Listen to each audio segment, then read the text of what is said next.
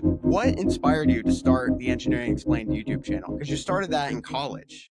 Yep, I did start in college. Also, that was a very kind introduction. Thank you for saying that you find it is very educational. That's certainly been the goal, is to just try and kind of, cars are very intimidating, and I think there's a lot of, there's a lot of information out there, but not all of it is concise. And I try my best to keep it factual and concise and like actually teach how things work and try to make cars less intimidating. So it's nice to hear that that resonates with some.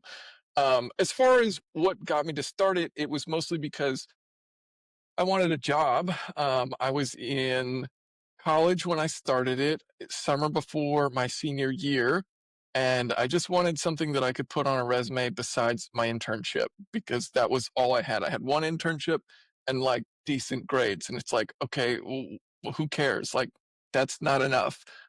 So I needed something to kind of help differentiate. And so I thought, okay, if I like create this YouTube channel, I already liked filming, editing, that kind of thing. If I create this YouTube channel teaching about engineering, perhaps it will show that, I'm passionate about this. I spend my free time doing it and help me get a job. And it did ultimately help me get my first job. And it was great for interviews because like, I think the goal of an interview is to derail the conversation from like, these like very set, rigid questions that are like, tell us 3 times you blah, blah, blah. And instead just like have a conversation. And once you become friends with that person, like you're in.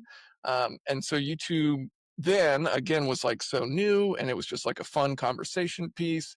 And I think it was really helpful in interviewing. That's really cool. And that's an interesting thing too, at least for your position, because like a lot of like you kind of like touch on the three things. So like being able to talk with people, that's one of them. Second one is having the technical expertise to back up if you make a statement and just kind of like dive into that stuff.